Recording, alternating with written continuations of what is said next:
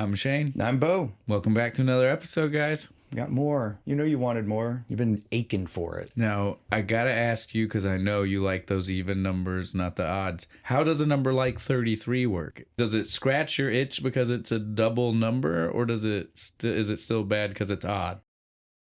My brain had to reboot, lost me. What? Numbers, 11. I like 11. We can do 11 with that. 33. Yeah. There we go. It's 11 three times. That's why I was asking, because a lot of people who like even numbers, like again, repeating still usually works. Repeating numbers are nice. And so that's why I wanted to check. The math is easier with a repeating number. That's why I wanted to check, because again, like I just never thought of it before. So I'm sitting here, I'm just like, what does head think? I don't know what I think about that. We got a few mile markers we're gonna hit before we get into our socials, just because we've not done this in a little bit. No. We've hit some big ones. Yeah, we're growing. 750 downloads of the podcast episodes. Nice. That's pretty good. Another 250 milestone right there. Yeah. And at the thing, every 250. Last time we mentioned it was 500, which was substantially less time between 250 and 500 than 500 and 750. So we're doing good. So we're going faster. Yeah. Like we should. Hell yeah. We are at basically 80. 79, but we'll call it 80. By the time this one comes out. Yeah. That's how I look at it, too. We'll have 80, I'm sure. 80 subscribers on YouTube. We are also sitting at now over 400 hours of watch time on YouTube. See, that's the one I like. That's like, I was like, man, I got people proof. are listening. I got proof the people of are hearing it. of people listening. I got 400 hours of proof right there. Exactly. Like that's the thing about episode downloads. Like I know you downloaded it. Yeah. I have no guarantee you listen to it. It could just sit on your phone forever. I know at least if they downloaded, they have the intention. Yeah. We can at least go there. But it's nice to see that. It's nice to know they actually have listened to it. Right. Yeah. So YouTube gives us that little bit the extra. Guys. Like we can get the guarantee we know what's been going on. Well, obviously we're getting a lot of people are listening. Yeah, I know. New people are coming. On top of that, we also want to let people know we finally got our first piece of art. I know. I was so excited. Personal friend, but definitely listener, definitely one of you guys. Yep. I don't want to make you think that he did this because of the friend nature and not because of the being a fan. No, he was even concerned he was too late. He's like, is there still time? Did you already pick one? But yeah, so we have the first Riddick in, and so we're gonna go ahead and let this be the official Riddick, right? Yeah, this is the Riddick. So from now on, again, since he did it first, he was the one that got to set precedence here. So Riddick is now a rat. It is Riddick the rat. Riddick Rat. He's adorable, and he is a member of the cult of Hyphen. We have a rough drawing so far. Yeah, he wanted to go and do He's going to clean it up, make one. it look nicer, but we have at least the idea. By the time you're hearing this, we'll have at least the rough one up so that way people can see what it looks like. So you all can meet him. And so again, now at this point, you guys all, run wild with this. Yeah, go ahead. If you want him to be Give us more Riddick Rat art. And Bo wanted Commander Pop Culture to ride the Riddick. All we've got is a profile of the face. So we don't know how big this rat is. Basically all we know, he's a rat. He could be a mutated rat. What kind of rat is he? So again, if he's a mutated rat, it definitely means Commander Pop Culture could still ride him. Definitely ride him. We've never established Commander Pop Culture's superpowers. He may be able to shrink. There's lots of possibilities. There's lots of things we can do here. The world is just now getting created. Let's run with this, guys. We're building lore. I love it. I think that wraps up our big milestones. Yeah, that's probably good. So now we'll just go ahead and, like we've been doing, get our socials done, get that out of the way, and get started for you guys. Let's go. We'll start with, again, the meta trio, if you want. I guess I keep not knowing what to do about threads, but until there's no reason to not mention it, I'm gonna mention it. Yeah, so deal with it. Again, all of the meta ones you're gonna find us as Kentucky Fried Critics, whether that's a slash or an at. You figure it out. If you see other people with slashes, it's probably a slash. Yeah. If you see other people with ats, probably an at. You can find us. Deductive reasoning. That's I like it.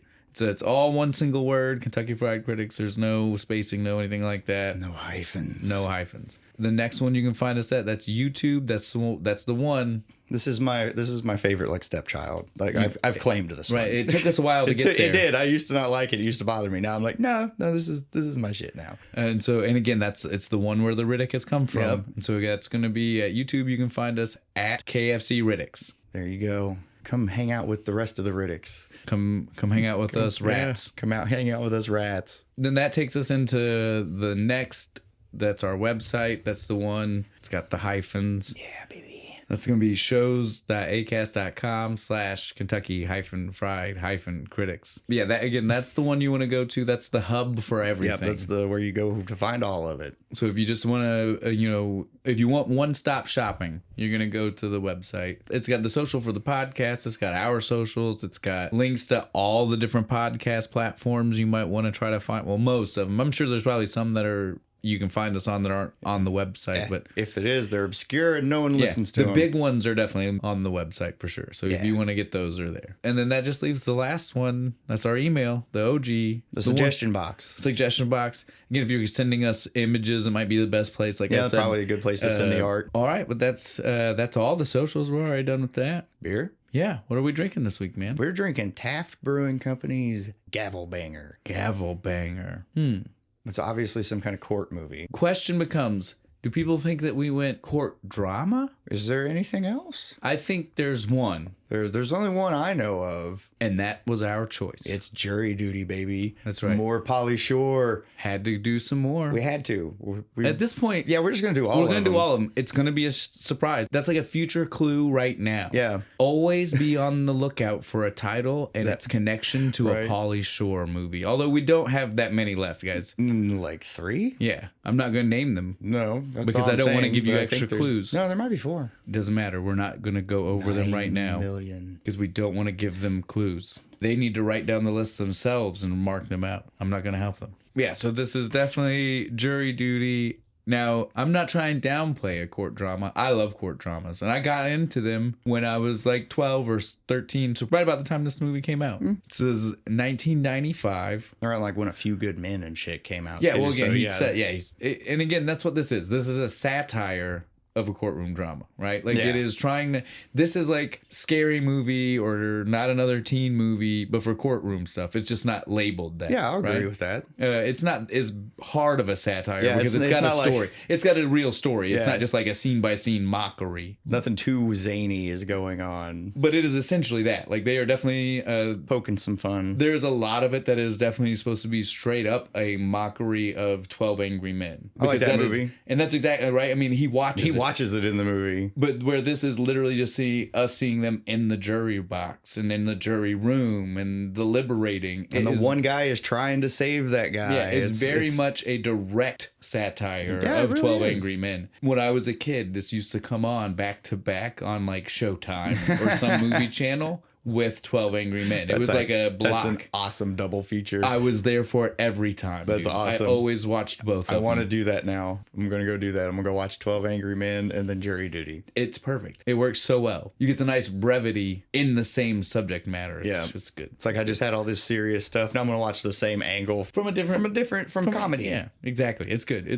I strongly recommend people try it. There's your Friday night double feature from Kentucky Fried Critics. Before we go too far, we jumped straight into the movie. We didn't tell them the type of beer. We were like, this is the beer. This is the beer. That's it. You guys can tell. Sometimes we're excited by the drink. Sometimes we're excited by the movie. Sometimes it balances each other out. This was definitely a time that we maybe got too excited by the movie. Maybe. Jumped the gun a little bit. We just love Pauly Shore. Yeah. Obviously, I think we've established that now. Oh, yeah, I'm sure. If they've been paying any kind of attention. But yeah, so this is an American IPA. I'm not going to lie. As we've said before, we're not beer people. No, I'm not. I have no idea what makes it an American IPA. I don't know. Well, again, all I can establish is that I know that there are other IPAs, such as New England IPAs. And I'm like, well, that's American. So I don't really understand the difference between like an American and something that is just another part of America. I'm not going to get there. Somebody in the comments, let us know. One of you beer people. But I do know that most IPAs aren't quite as hoppy as this one. This one seems kind of hoppy.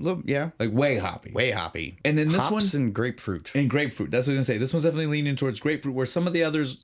citrus is very popular in IPAs. Mm-hmm. But this is grapefruit. Had that, like, orange one. Yeah, but it's usually like an orangey citrus, right? Or like a lemony citrus. Mm-hmm. Or it's a nondescript citrus. But this is very clearly... It's almost like somebody put grapefruit juice in it. Yeah. All right, but I think that's enough stalling. I think we can get into more more of the movie. Now, this is definitely one of those movies, before we get into it, we're going to hit a whole bunch of people. This is one of those people movies, guys. It is full of those people. Full. We love it. Now, obviously, we've got Pauly Shore and Tia Carrera. So we got a couple of, and Stanley Tucci. And Stanley Tucci. So we got a few really big names. Really big. Stanley Tucci, again, important role, not necessarily in the movie a lot. No, not really. Right? Not Like, till the end. Not so much. I mean, I'd say it all balances out pretty well for the fact of who he is. Again, we know it's not a spoiler, guys. We know this is a movie. But from since like 30 years ago. we do a running commentary, it does feel a little weird to go ahead and jump in and say who he is. Here's the end of the movie. Now we're going to talk about the beginning. So again, this isn't us trying to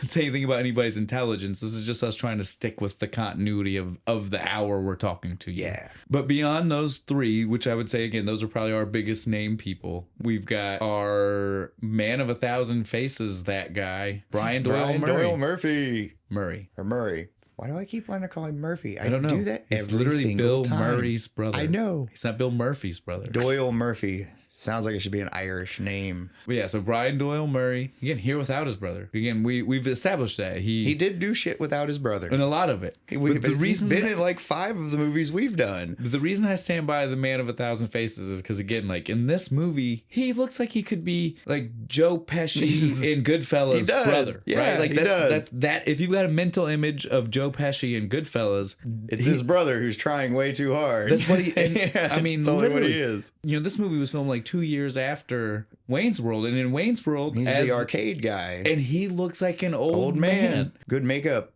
I don't know, but all I'm saying is there's a reason why even if you know what he looks like, sometimes it's hard to be like, oh, there he is. I tell everybody, listen for him. Yeah, you gotta hear the voice. This man has a voice that you will not mistake for anybody else's.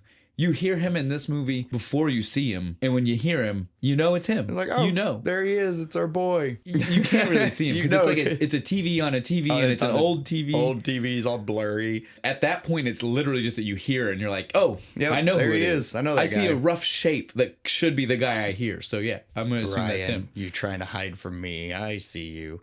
Let's see. Once we move past Brian Doyle Murray, though, we'll hit a little bit faster here because, again, they're in the movie. We're not going to try to. Those are some of our big ones. We talk about a bunch. Yeah. We've got Abe Vigoda as the judge in the movie. Abe Vigoda, again, being in a lot of things. A lot of things. Most notable to maybe people our age, again, is he's the grandpa from Look Who's Talking. He's John Travolta's dad. Old, crazy, senile. The crazy senile one, barely there as a guy. Says some of the funniest shit in the movie. So again, you probably know Abe Vigoda. If you were someone our age and you were worried that you thought maybe they were treating an old man not good in Look Who's Talking, just understand that movie was made before this one, and he's obviously a very he's not actually crazy. He was not actually a dude going through good dementia. Acting. He was just that good. He went method. He went and hung out in a mental ward. He just hung out at another old folk. So like for real, he just went and saw his cousin.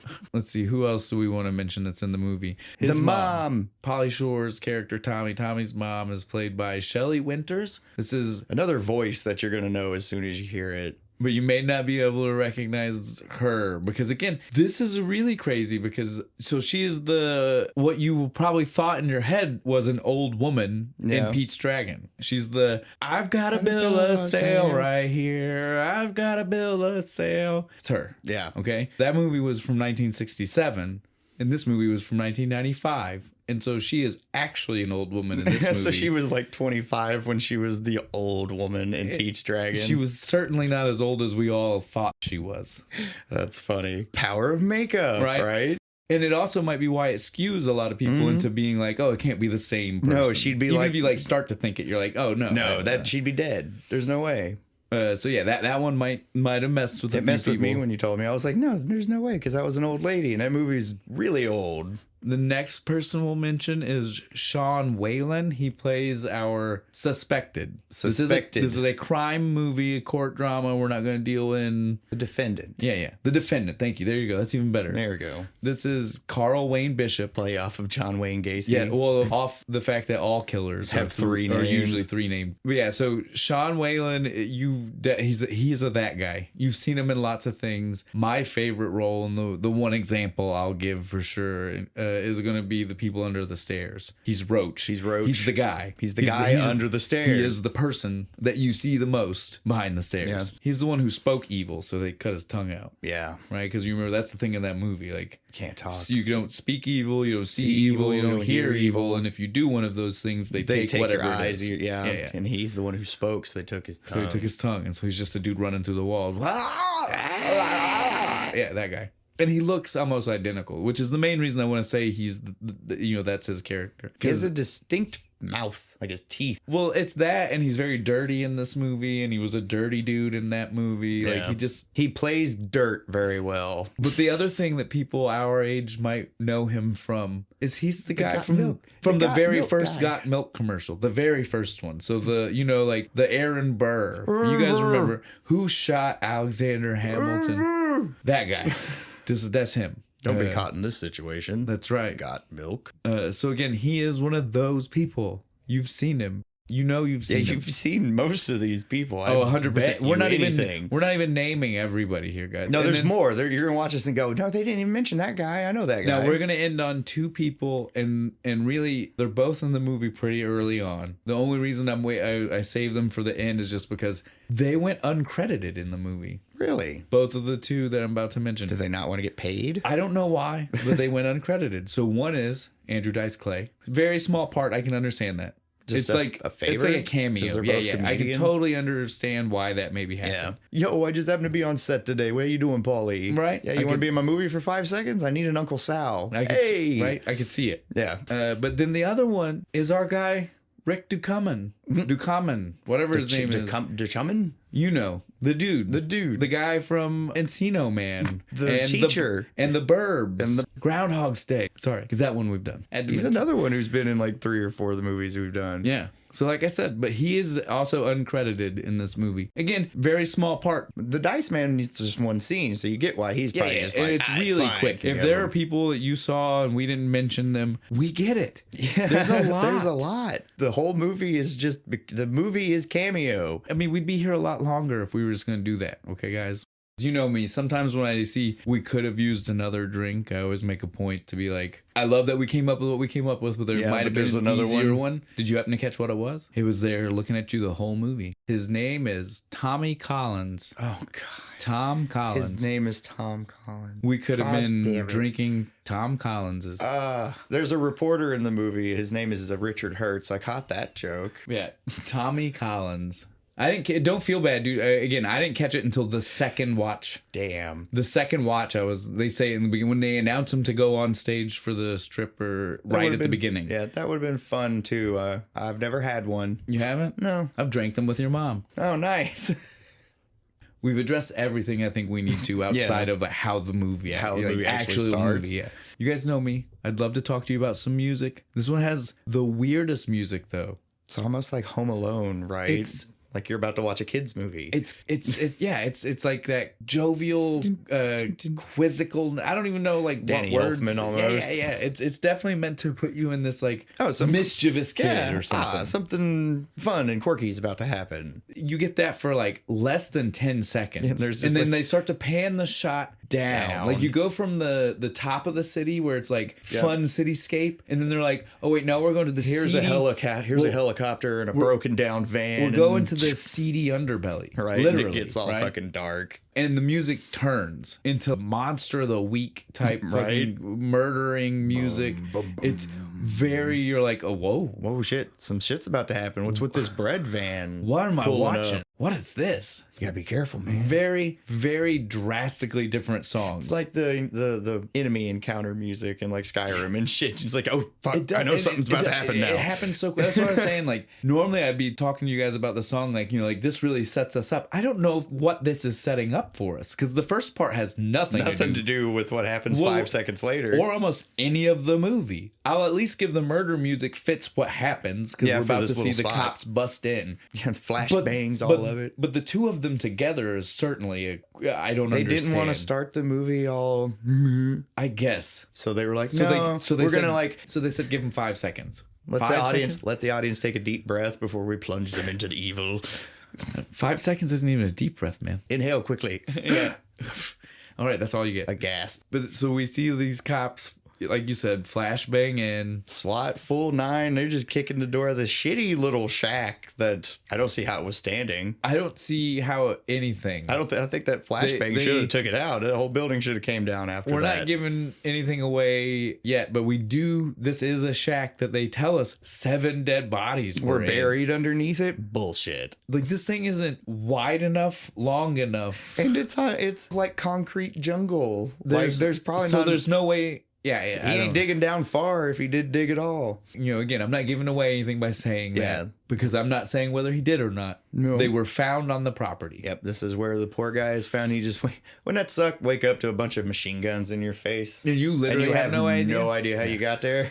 But as soon as that's done, we roll and transition into Strip Club, the International House of Beefcake. My only thoughts when this happened was, I guess this was that era of the 90s. Strip clubs were just strip movies. Strip movies were starting to be a thing. Yeah. And it was just like more socially acceptable, I guess. Strip tees and showgirls. It was all the same era as this because it doesn't need to be here. No, it really doesn't. It didn't need to be his job. It's barely his. It's not his job. It's like a tryout. It was a tryout, and he doesn't get the job. No, because he's a terrible stripper. And we don't talk about it the rest of the movie. No. We go back to it at the very end. I know. We didn't need either one of them. No. Like I said, it's literally just because it was kind of the hip thing in the zeitgeist, right? Like they were we're gonna be weird. We're gonna twist it and make it a male strippers, I guess. And it's funny because it's Pauly Shore. And he comes out on stage. We get one stripper. He's ending. Big buff dude. Yeah. He's what you would expect. What you'd expect. Pauly Shore comes out. Now, I want to say, this is a year after in the Army now. This is after he got cut. His physique is not bad. No, he doesn't. He's got some abs. He is not this, he's not cut. He's not a stripper, but he's not offensive. Yeah, he's not flabby by any means. He's not me. Yeah, he ain't me either. They're jiggling. He could have worked this angle. A couple more. He should have just pumped up a little, couple push-ups and shit. Get it. He even could have worked the gimmick he came out on stage with. It started off pretty good. The milkman's good, right? He could have done this. He just went weird. He went too weird too quick. Too weird too quick. The milk just needed to be poured on him. Yeah, he didn't need to spit it out into the audience. You don't need any of the food to touch people. No. You definitely don't need cottage cheese. No, that was the worst part. Fucking grabs a big handful of cottage cheese and just smacks it on his ass. Oh man, he literally runs off the entire room. There's one person left. One person left. We're not really going to get into the problems of the joke.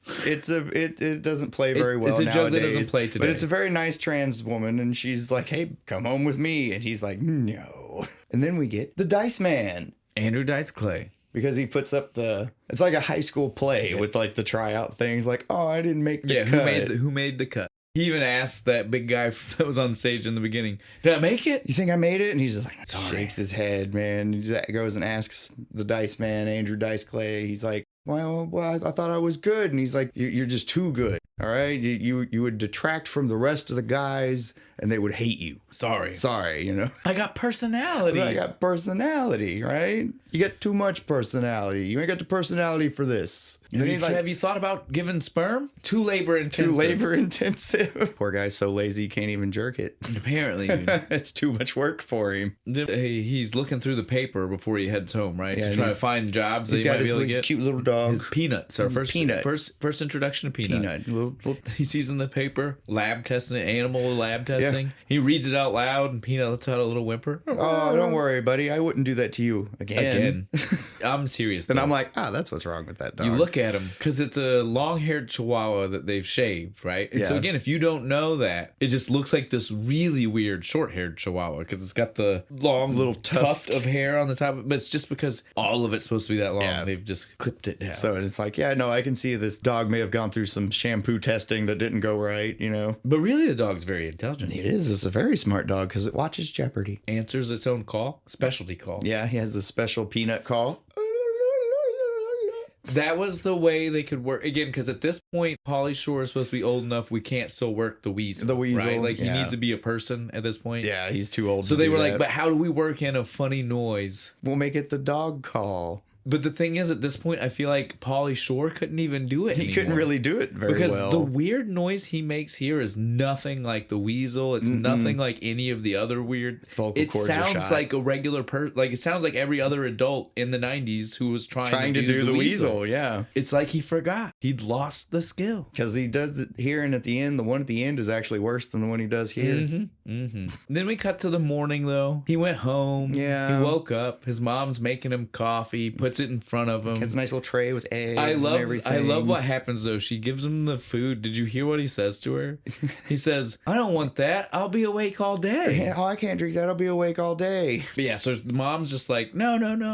Let's get up. Let's try to find a new job because I guess that interview didn't go well. Yeah, and he goes, interview. What interview? No, I guess not, right? And she goes, the one for the dairy.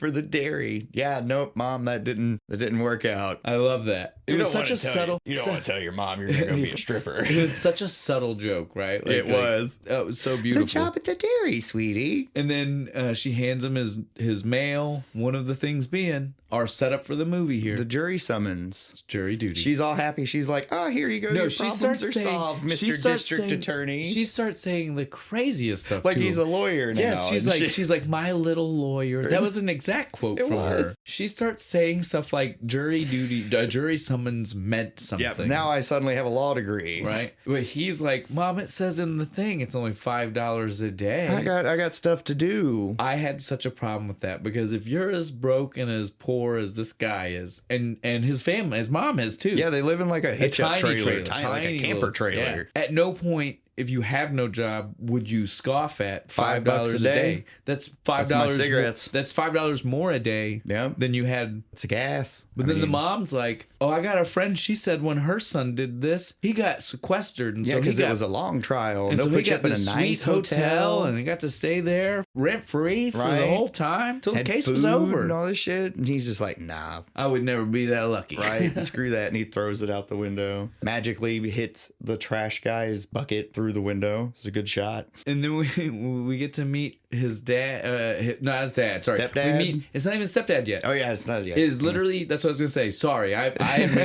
We get to meet his mom's boyfriend. Current boyfriend. Yeah, current Again, boyfriend. Because as we've surmised, she has a lot of uncles. They don't tell us in the movie, but me and Bo have come to the conclusion that like Sal and the bus driver later and here. a couple of maybe other people, I can't remember for sure. He lightly mentions them all being uncles, and we're pretty sure it's just people that his mom is hooked up with. Yeah, they were just dated at one point. Yeah, they were just being nice and not blatantly making Saying the joke. that. They were just kind of lightly insinuating the joke. But so this is her current boyfriend outside. Comes in. He's got a great idea. A truck full of polystyrene.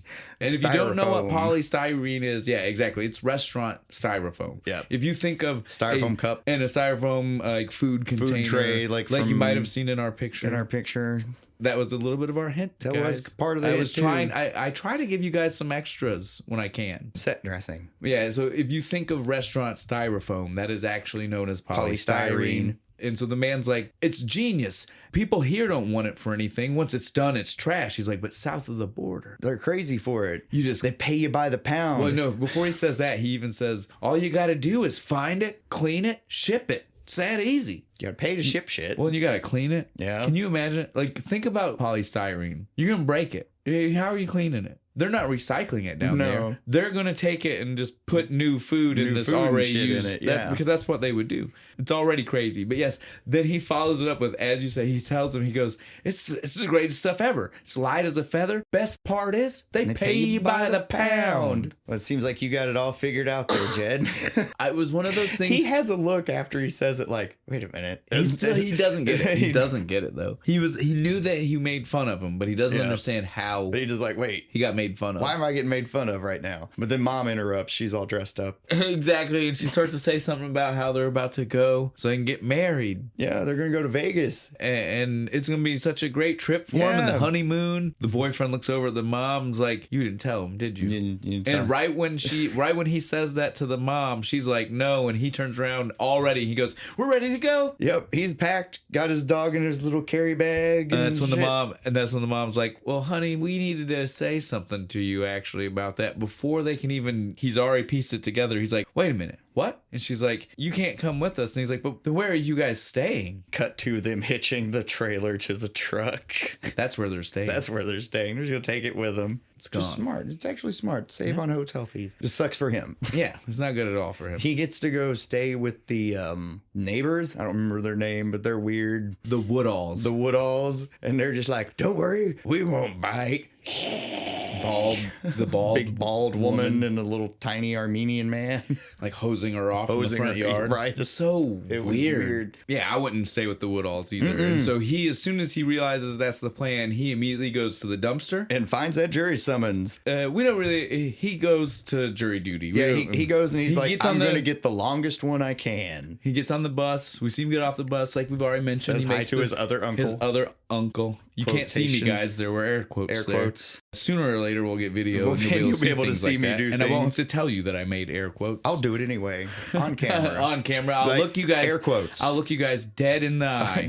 Right into the camera lens. Center. But yes, he gets there and he meets a couple of other people who are supposed to be going for jury duty out front. We see it's Rick Ducommun. Rick Ducommun. And he's like, I'm going to get out of this shit. He's wrapping a head in bandage. And fuck jury duty. And then Stanley Tucci. He comes up and he's just like, you guys going to jury duty? And they're all like, yeah, I'm trying to get out of it. And the other guy's like, I'm trying to. Yeah, he's like, I'm trying to find a good one. Tommy's like, I'm in it for the long haul. Right. And then he looks up, and when he looks up, he goes, is that OJ? OJ! Run, OJ! Run! That was a security guard, but that was one of those jokes right there, right? Like that was one of those, like, again, like if you didn't know this was supposed to be a court satire, like that one lets you know, that one, right? Right there. Yeah, it was really good. But as soon as he runs off, we get a little bit of a hint of the things to come. That you would only two. Notice on like a second watch through. First watch through, you don't. It's you very. Don't think a thing of it's it. innocuous, right? It doesn't mean anything. It just plays off normal. Because dude's like, he's just trying to get out of jury and he's duty. like, hey, I think I have an idea. Yeah, Tucci's just like, I might have an idea. Which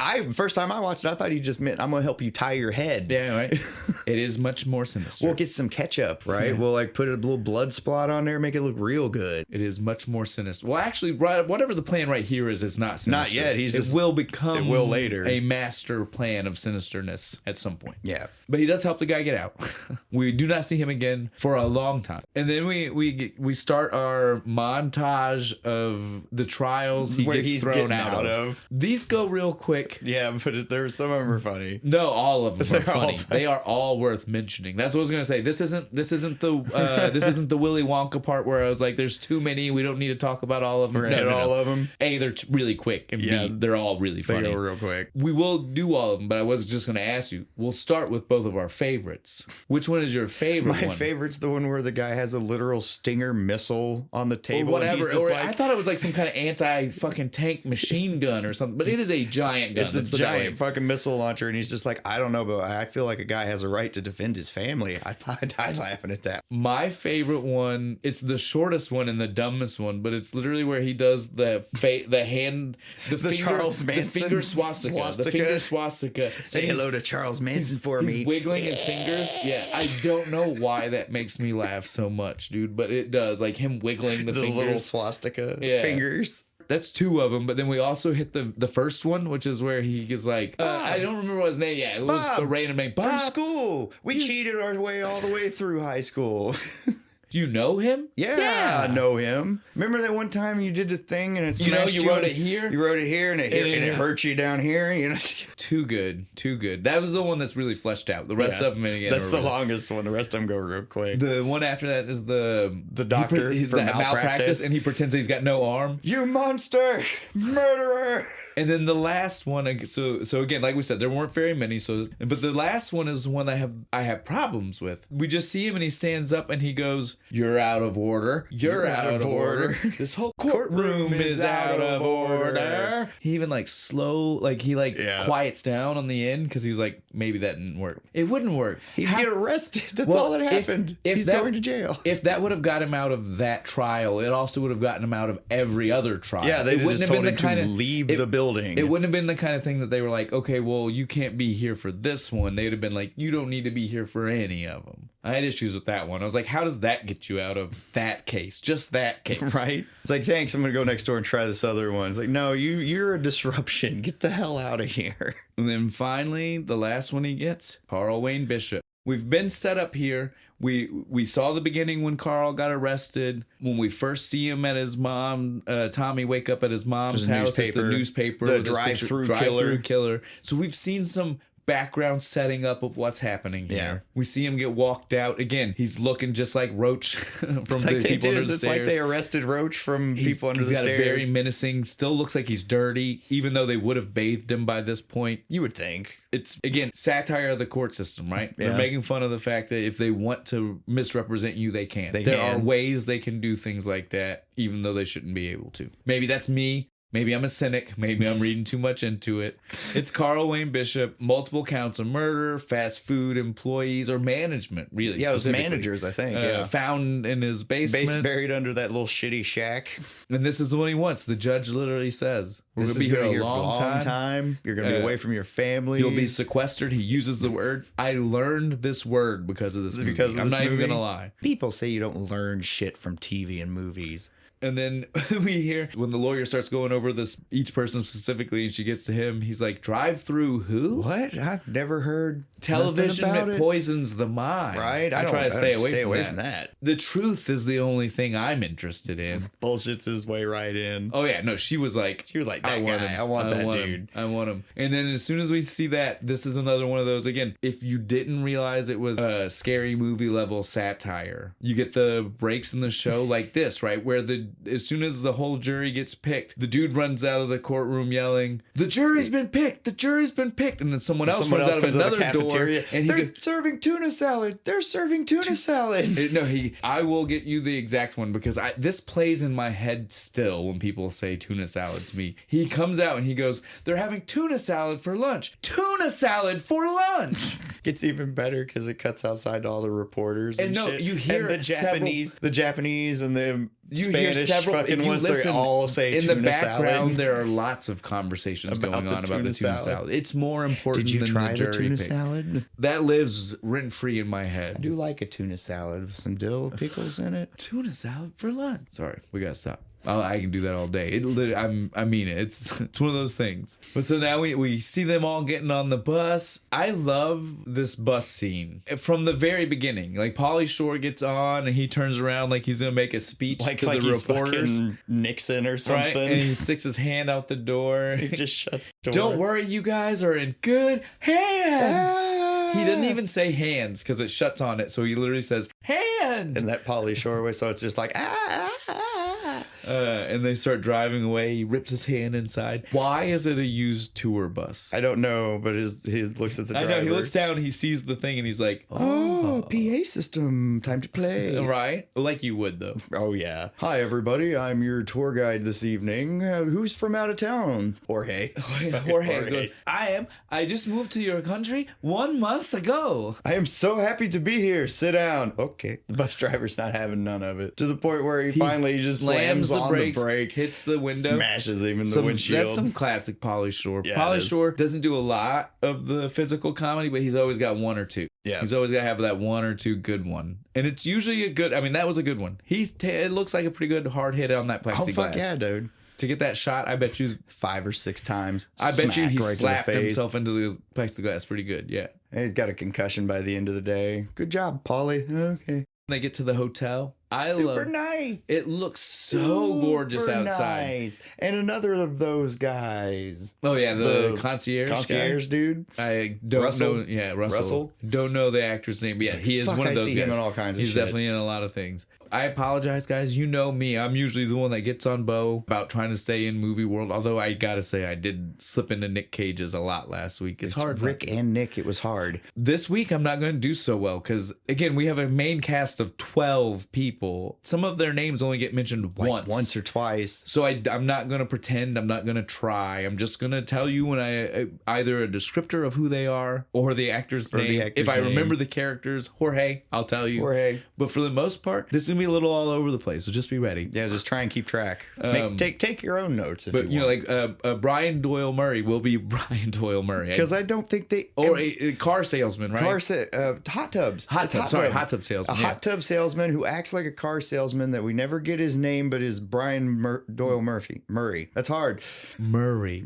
I can't do it. But yeah, so Brian Doyle Murray though, he even looks at he looks at Russell and he's like, "Man, it's a nice place. Nice hotel you got here." Yeah, he's you like, guys are going to be staying in the historic wing, and historic, it's being renovated. It's got construction workers, like windows. When are he missing. says historic, he means like this is a part of the building that was shut down in the 30s and it's not been looked at since. Yeah, for real. And they're just now trying to get it back up and running and falling apart. It's horrible. Yeah, the holes. They get in the inside. wall. They get inside, and he makes it even worse because he refers to them as vintage rooms. Yeah, they're vintage. Vintage suites. Excuse me. Vintage suites. Two to a vintage suite. They do at least try though. They've got the female jurors staying together. Pauly Shore tries to pull a fast one. He does. He tries to snatch that key with the chick from Wayne's World. Can't remember her name. It's Tia Carrera. Monica. I do have her character. Monica tries to switch keys so he can go be in her room and shit. And they're like, get the fuck out of here, you pervert. And we see he gets into his room. He starts looking through the room. He likes peanut-sized shampoo.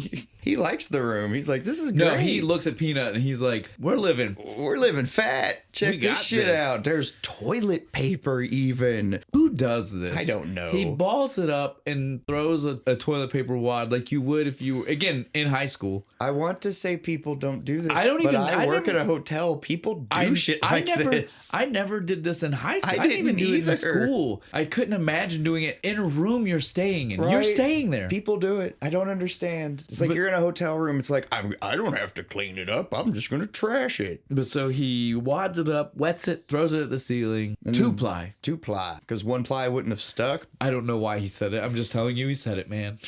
1-ply I feel like would have stuck better. Then he starts to hear this weird hacking, coughing hum thing, right? But it's to a tune, right? Yeah.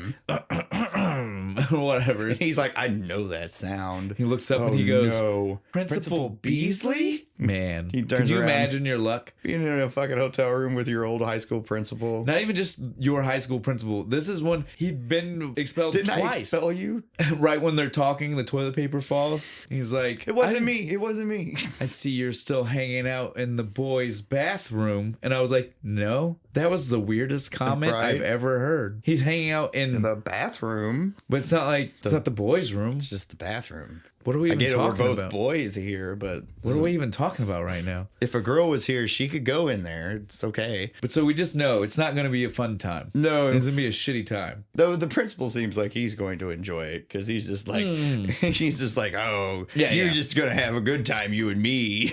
We cut to the middle of the night. He wakes up. He hears, I am important. I have a winner inside me. I am nobody's doormat.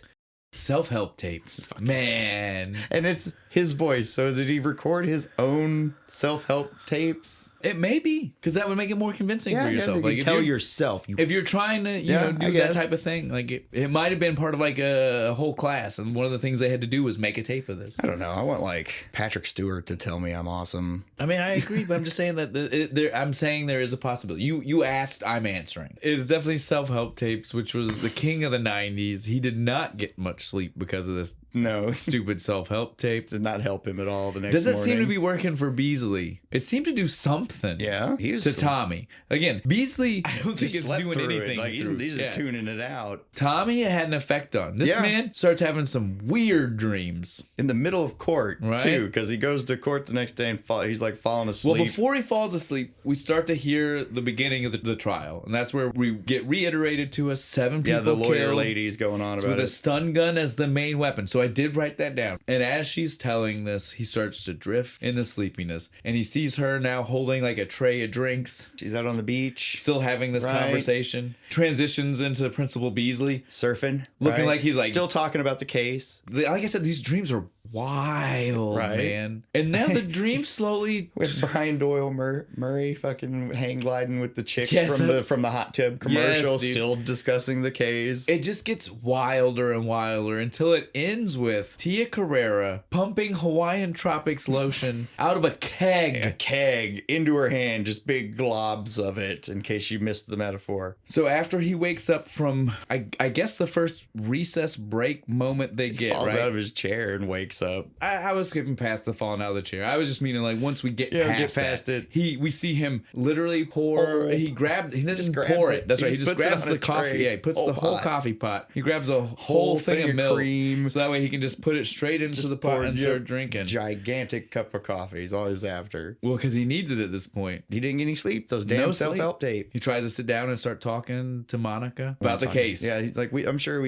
we're not allowed to talk about that. Which is so funny because if you ask me out of everybody, she would have been the one, right? Because we see her, she goes to the trial with legal books. Yeah, she's the only one that's clearly really interested. Like I understand she might be the type who's going to follow the rules. Yeah. But it's still weird that she didn't have an opinion? that she wouldn't have talked about it. The one who brought books on law with her to the court seems weird. Yeah, she's just like, no, we can't talk about that. And he's just like, well, what can we talk about? She's like, And she nothing. She and then fucking leaves. dope. It's like, And then he's cold. there with Ray, and we get to meet Ray. Ray is my favorite. I love Ray. Ray speaks only in bluesisms, Bluesisms? right? That's how my notes. I Hey, literally man, have that written. You gotta cut bluesisms. the wood before you can shave the bark. You know what I'm Know saying? what I'm saying? Think about it. I should write her a note. There you go. And How that's do you it. get the note No, from that? that's the other part that's awesome about it is that whatever thing he says, he just waits for the other people to say something, and he goes, exactly. This is how you it's play. It's that type of advice where you don't give Yeah. advice, you let them say something, and you're like, you knew it. You knew all along. The answer was in See, you you. gave yourself advice. I just had to draw it out of you with Right.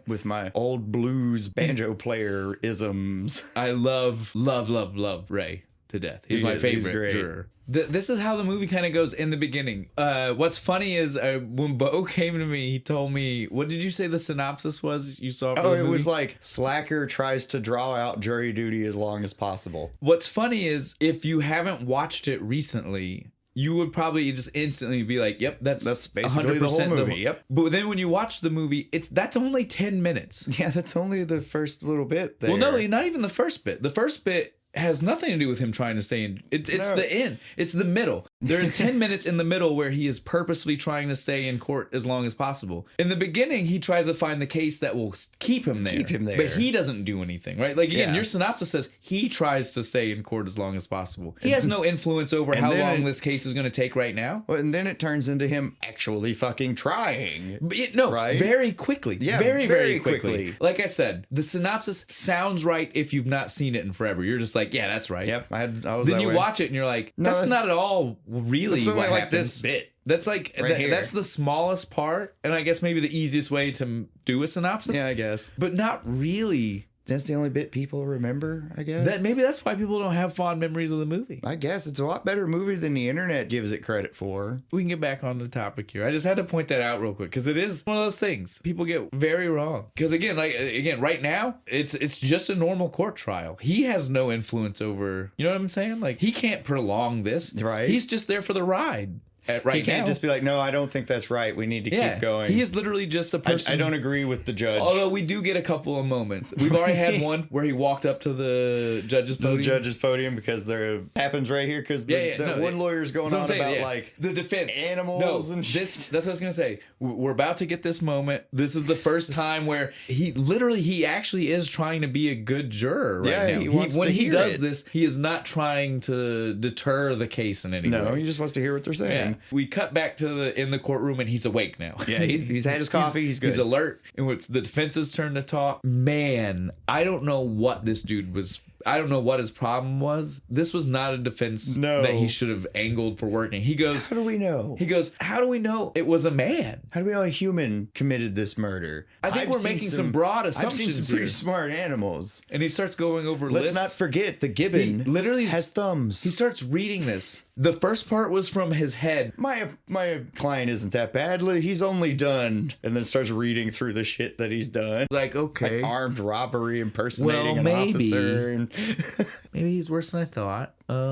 He's like halfway through the list and he's like, I shouldn't be reading this. And we see the middle of the case. Again, there's the stupid weird love interest angle that it's barely even there. It's so silly. Cute. Yeah. And nothing really ever comes with it. Like No. it's the kind of thing where you can tell they wanted to write more. It seems so ridiculous, really, when you think back to it. You're like, I mean, I guess it was there, was it? There's kind of a love story. He definitely is interested in her, but then you get like even this moment of it. He's trying to send her a note. She never gets this note, so she doesn't even know. Doesn't have any idea. He accidentally rubber bands it. He makes the slingshot rubber band. Bing, bounces off the statue, does the 3-point shot, hits the killer right in the face. What did it say? Did you write down what it said? It's like you're like the sexiest thing. No, I didn't ever. write down what it said. Basically, he's and it's so funny because he starts looking at Carl Waynebush. He's like, it was him.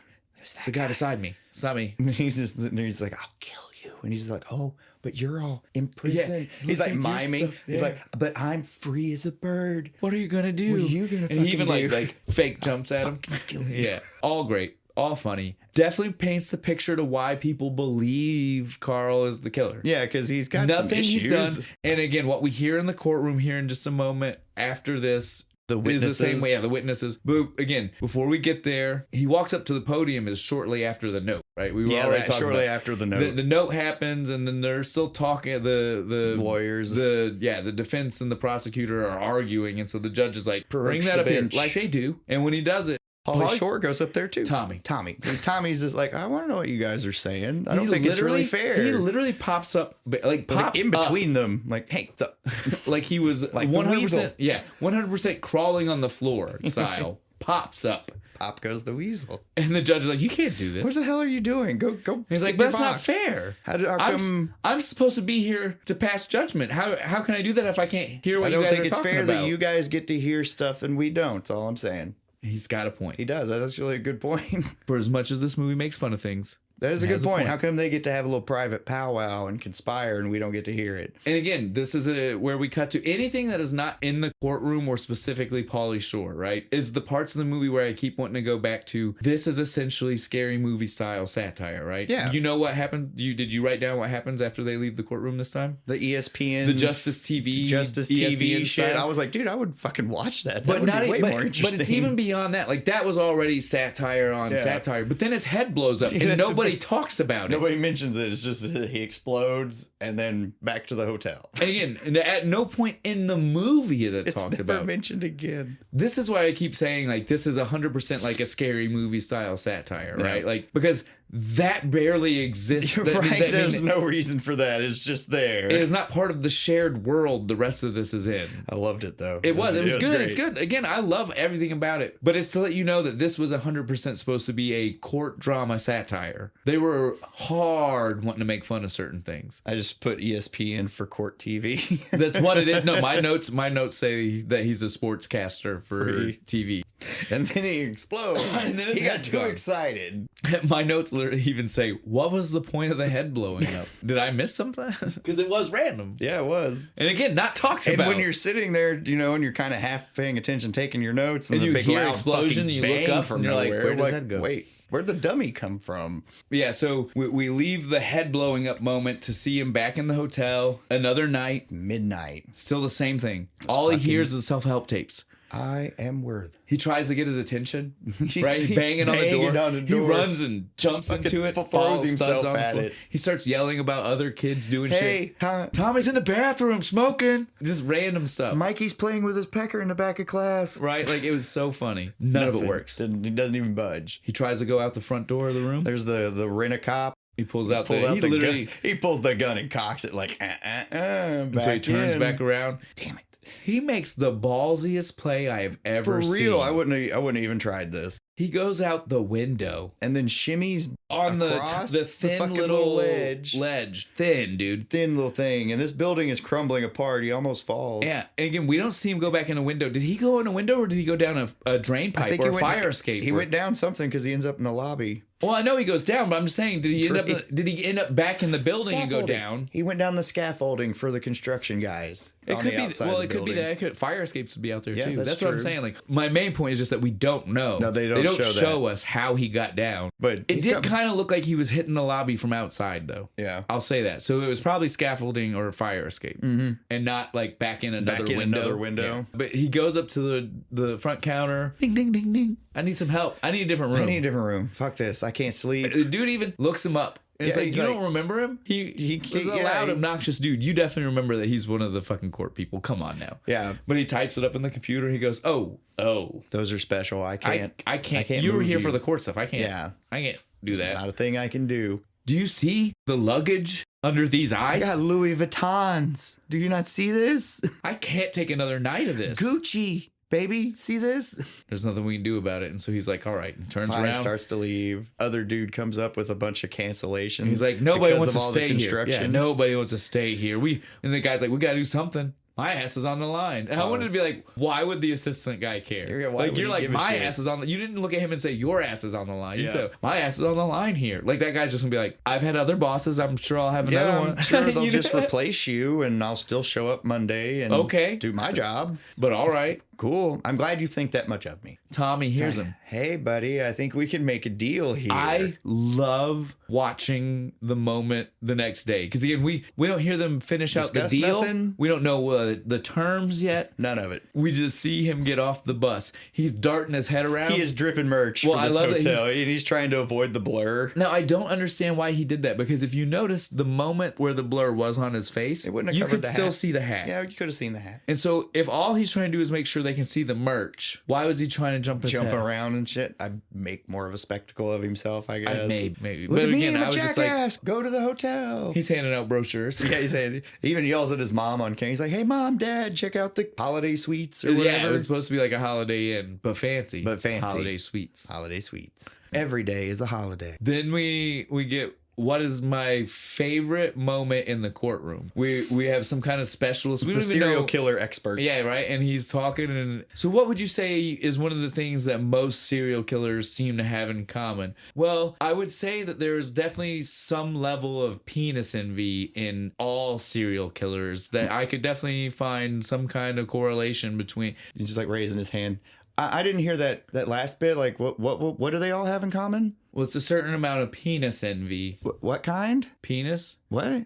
The judge fucking banging the gavel. Yeah. Penis, penis, penis. It was amazing, dude. Even the judge realized it. He laughed He and was started- like, yeah, he was like, started "Oh, to shit." laugh and was like, oh, fuck. And like, oh, you fucking asshole. Order in the court. Again, this is one of those moments where you really learn some things about yourself, right? Yep. I don't care how old I get. That's still funny. That kind of thing is funny. That is still funny. It wasn't just like it's not just somebody saying penis. It's the way the moment plays out, Yeah. right? Like it's the seeing the one guy who's like, this can be funny. Let me help make it. Let funny. me help make that happen. the whole thing, right? Like And I the love judge this getting scene. frustrated. Yeah, and then just- even like chuckling to himself Stuff once he as he realized realized like, it. if Beautiful. any one piece wasn't there, Wouldn't it have wouldn't worked. be as funny as it is. Yeah. But the way it played was so perfect. It's so a like perfectly real life crafted too, right? Like penis joke. it was. It wasn't too simple. Wasn't Right. too childish. We got a judge to say penis. And it's a Vigoda. Yeah, even better.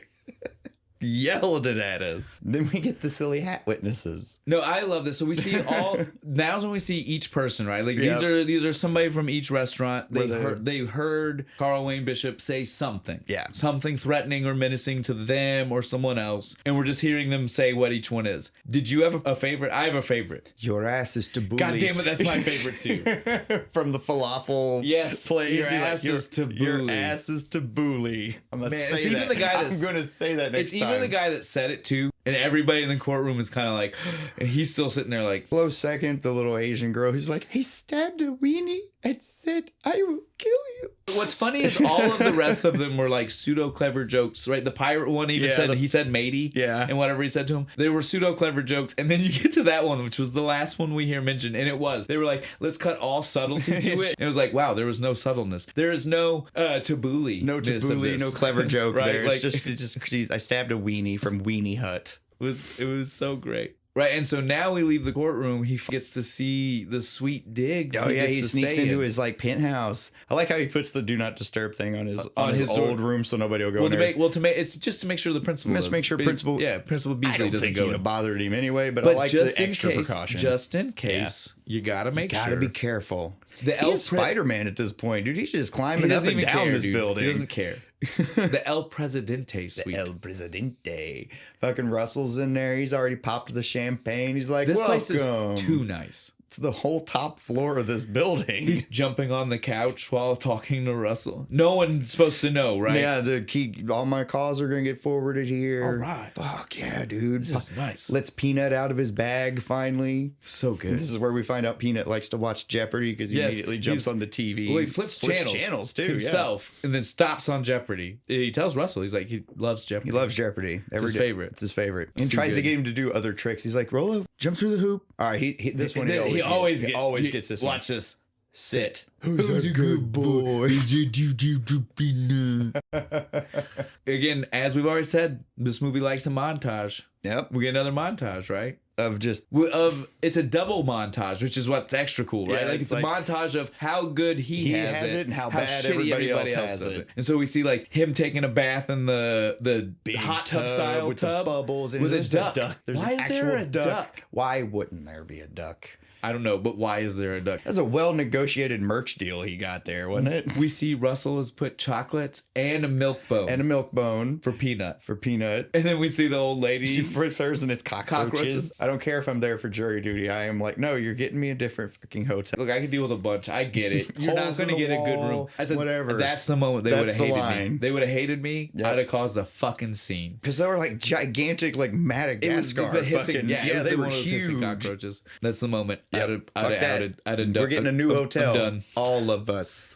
The reason why he doesn't want this to end, he's got it made. He's got it fucking made, baby. Cut to courtroom. Judge makes the announcement. Oh, We gotta go actually. trial's over. Yeah, we gotta go deliberate. It's now your time to deliberate. And again, that wouldn't necessarily be the end of the world. Deliberations can take a long time. Yeah. Except for the fact that As soon as they walk through the door, they're walking out of the court, and everybody's like, "Here's my done." deliberation." Yeah. Well, you see the one guy. He's got the basketball tickets. He's like, oh yeah, ringside seats. making it tonight, or Army private, or whatever he was. Private lieutenant. Whatever he is. I know you've got a problem with I it. got problems with it, but it's fine. I'll let it go. He's like, I can't wait to see my girl. The way, Ain't seen her. just girl. He never says it any other way. It's not Yeah, girlfriend. my It's not girl. lay. It's I can't wait to see my girl. Ain't seen her in 4 years. Tonight's the night. So excited. Yep. But we just hear everybody, their plans. No one is talking about trying to let this man go. No, they all know he's guilty. Let him fry. Deep fry his ass like the man outside, the folk singer. During all of it, we see Brian Doyle Murray starting to light up a cigar. Everybody gets mad at him. Tucci. And that's fine. Tucci, though, really gets mad. He loses it. That there are enough poisons and carcinogens in the atmosphere. So they talk him into putting it out, and he starts handing everybody the... I'm so sorry. But really, did you notice? Very apologetic. The kicker that got him to stop was the pregnant lady. Yeah, he's just like, 'Cause oh, that's it. yeah, you're right. If it had been just Tucci, I think he would have been like, yeah, fuck you. But so then again, at this point, Tommy doesn't know what he's got to do, but he's got to stall somehow. This is the synopsis you gave me earlier. This is the 10 minutes where the synopsis is true. Yeah, this is the 10 minutes of the synopsis. Other than this part of the movie, it's not really true because this is where he stalls. Yeah, he's but it's only 10 minutes. After this 10 minutes, he is literally actually believes it and is trying to get people to hear him out. Like, no, I think he's actually not guilty. I was being a dick before, but but so these are the 10 minutes where he's stalling. Yeah, right. he And so like it goes to starts go with pee. he's like, I need a bath. Well, he doesn't even start with himself, right? He starts by saying, needs to who go needs a pee? bathroom break? Jorge. I do. Yeah. One dude's to tell him to sit down, the dude with the Lakers tickets. And this is what also like during this whole montage moment, we hear stuff like this is where we hear Jorge being like, I love your people. This is such in my country. We don't get to vote and do things like this. There's no such thing as a fair trial. People don't get that. Yeah. This is great. It's great. Love this country. But yeah, we see the bathroom trick. This is he's got the cups and It's the he's longest piss in the world. Now I gotta say he's not good at this though. No, because there's a gap. Yeah, he keeps waiting. He takes too long. You on gotta the do swap. it really fast, Yeah, right? you gotta so that it's a continuous stream, not Or at least if I'm it's not pouring- completely continuous, like it's at least it sounds like maybe you peed towards the side of the bowl for a second. You know what I'm saying? I lost control. It got away from me. It's like a fire But he hose. stops it long enough where any man, especially, is gonna be like, Hang on, man. That was like 3 seconds. You're done. "Yeah, you weren't peeing. I don't know what that was, but you weren't peeing. You were mid shake and started peeing again. Bullshit. Yeah, like that.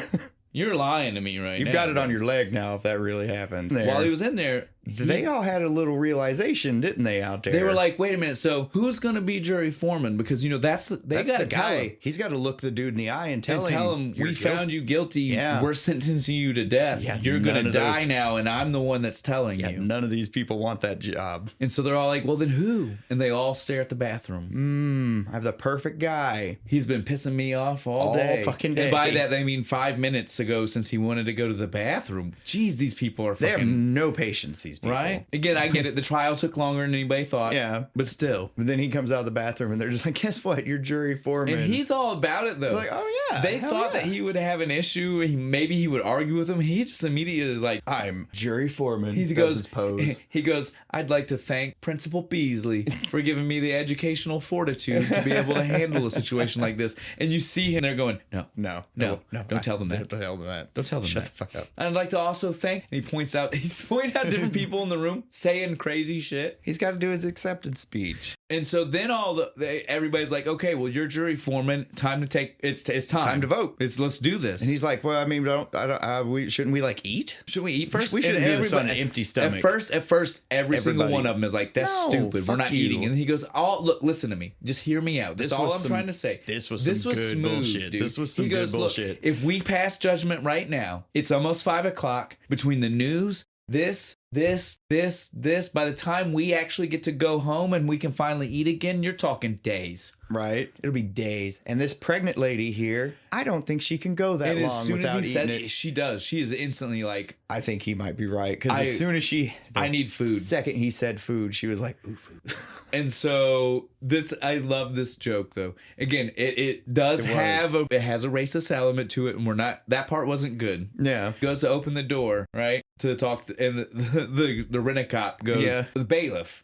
Bailiff. Yeah, that's what he's called. That's Well, right. he is the bailiff, but again, you don't think that because we see him also doing guard duty and shit. which is not what a bailiff would do, No. right? But he is definitely He supposed to also be the drives bailiff. the bus. Right, so it's weird. The bailiff goes, "Oh, you made your reach decision? reach your verdict?" And he goes, "Yes, we did. Chinese. Which, that's always a good decision. And so then we see the table full of Chinese food. He's trying. He's No, trying to this eat was- that last noodle. It's I can one do it. noodle. He's Trying to cut it with the pretending knife. like he couldn't cut it, I and can everybody's do like, it. "Stop it!" Just fucking stop, dude. It's time to vote. The whole reason they ate was because he said we shouldn't do this on an empty stomach. Yep. And now he goes, "Are we really supposed to do this on a full stomach? I thought I heard somewhere You're supposed they're to wait 30 minutes. Right? Like it's going swimming. Literally, one of them yells that at him. They go, "That's for fucking swimming." And so finally he gives in. He's like, "But if we're going to Yep. do it, we need to do this by secret ballot." Yep. Again, this is the problem with saying that to a room like this, Isn't right? that how it's supposed to work anyway? No, you do when just you're raise in your hand? No, when you're in a jury room like that, it is literally just determined by however you want to do it. Like again, whoever's Oh. jury foreman, or you guys would vote on how you want to do it. It is not there's not a standard operating procedure for the jury room. Ah, didn't know that. Deliberation is deliberation. You guys are just going to try to figure it out. So again, that is a very real moment that could happen. Yep. You could decide that you want to do it Just that way. write it The down. problem with wanting to do it like he did, right? Like in 12 Angry Men, I think they get to a point where they do it, but it's after a point where the people don't know how people are standing, right? Yeah. Right now, he's still in a room where everybody else is wanting to say guilty. So the second you say we should do this by secret ballot, they know you're the one who said Yeah, not you're guilty. immediately going to be that guy. Because if everybody's on the same page, There's no reason to do the this. only reason you would mention a secret ballot is because you know you want to say something other than what they're saying. Right? Then I don't want them to know it was me. Regardless, none of them piece that together, even though that is literally the most obvious thing you would come to. And so they do their secret ballot. I love when he starts to read them, right? He goes, guilty, guilty, guilty. Now, Ray, that was you, I bet, right? Hang on. I mean, what do you think? Puts it up to his head. What do you think? What do you think? What do you Guilty? think? What do you Like, think? Yeah, guilty. Jeez. How about this one, guys? Are we going to take a poll on this one? What do you think? Guess? What's everybody think? Guilty. Okay. That was you, wasn't it, Mr. Beasley? He gets to the last one and he goes, "Oh my, not guilty? He Who says it. would do Yeah, he this? totally says it. Like, he didn't even have to say the who would do this. You can hear it in the way he says not guilty, right? Right. Like, oh my, not guilty? I feign shock and surprise. Again, like I said, everybody already knows. They're all looking at him like, for real? Are you serious right goddamn now? And then fucking Mr. Beasley picks up the paper and he's just like, there's a U in guilty, Mr. Collins. Collins. Remember? Tom Collins. I am terrible with names. Yeah, at this point, everybody is upset. Yep. They're all mad. They're trying to break his legs. They're trying to go all kinds of nuts on him. One dude's basketball ticket, he rips him up. Yeah, because he's like, no, we got to discuss this. We got to talk about it because I have reason. You know, he does the reasonable doubt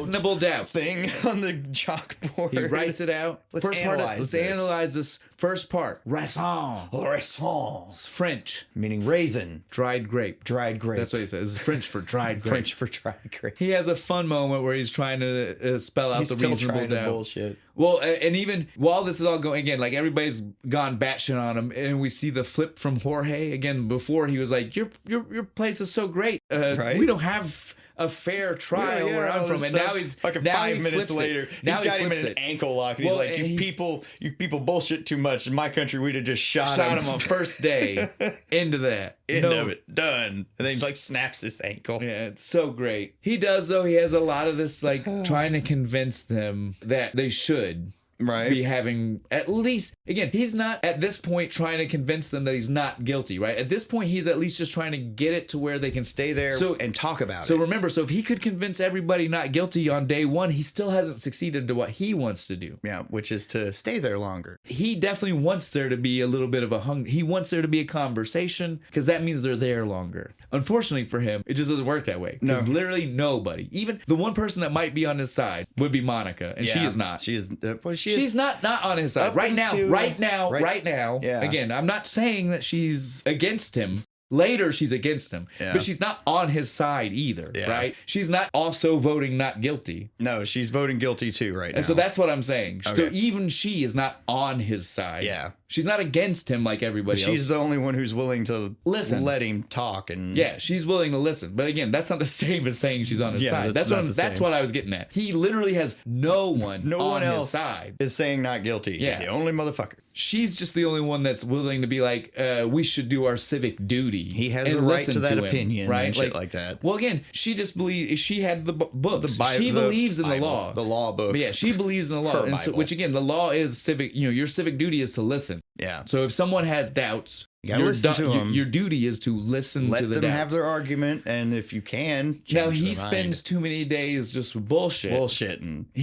I'll give him credit though. This is pre-internet or good internet, and so he tells Russell, bring me a bunch of books and tapes and movies. This is where he's watching like 12 Angry Men and shit. Yeah, he's trying to learn everything he can about courtroom proceedings. He's got Law for Dummies, right? Yeah, he's literally got everything he can. He's trying to learn more. He's getting more sophisticated with some of his arguments about why they shouldn't automatically jump to guilty. Dancing around the concept of what not guilty would mean in a legal setting, but not actually saying why he believes this man is not guilty. It goes to the point where until Monica finally just snaps on him. He's like, it's because of the pregnant lady. Yeah, the pregnant lady, she has it's not even kicks. She has a moment where she thinks maybe Braxton Hicks, the fake. But she definitely has a moment where for a second she thinks maybe she really is going into labor, right? Speaking of, this lady shouldn't be here. No, pregnant lady. If she's that close, if she's that close, she should not be doing. They would have called an alternate juror immediately. Small note, but there. Yeah, but so she has a freak out moment, and literally when she has the freak out moment, everybody jumps on him, including Monica. She's like, "Look, this woman's been here a month longer than she needed to be. We don't need to hold her here any longer. What if she just gave birth and she still needed to be here?" Yeah, and you've not made one good argument yet. And so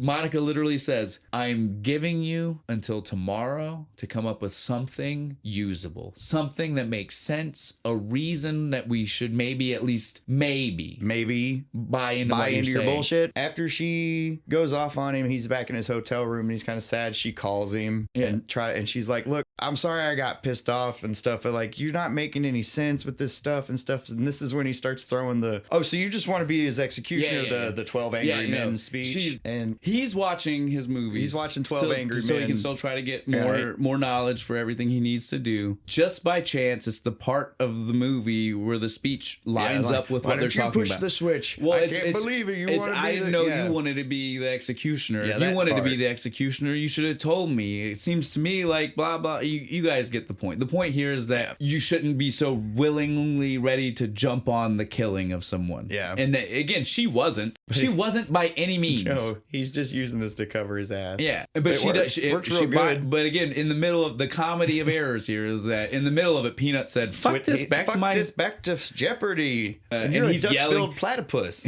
Yes. That was the best ending. If you think it's okay she even to go thought that around was an killing insult people, too. Did you see her face? She goes, ouch. I'm not a duck-billed platypus. God damn. Yeah, and you're right though. He also is like, I need to get more information, and so he has his decision to visit. Which again, how would he make that? How does he get there?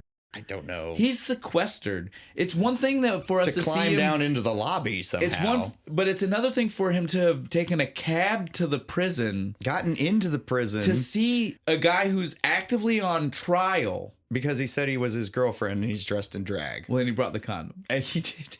I love it when he goes in the room. Bishop's just like, he just takes the condom, bites it, and he's just like, and he goes, hell I gotta tell you something. He shows he's like, and he's like, good, I don't like implants. He's like, and he holds his arm. He's like, yeah, but look, all this stuff. I love a hairy woman. I love French women. Yeah, French women. And he's like, all right, fine. How about this? Lifts his skirt, and then he's like, oh no. And he runs to the door. She, help, let me out. She's not what she says she is. And then finally, what's funny is he even while he's first trying to calm him down, he goes, calm down, it's me, juror number 6. Which again, still freaks him out because if you remember, he already got a note from juror number 6 saying we should hang out. You're sexy, let's sauna. And now he's there at a conjugal visit. Right. So he is definitely still afraid. Yeah. What the fuck are you doing here? I'm gonna kill you. And again though, while talking, he gets small glimpses of some information that he can use, right? Yeah. He's like, why did you try reasonable doubt? Too hard. What about like the something about weight? Like, I'm pretty small,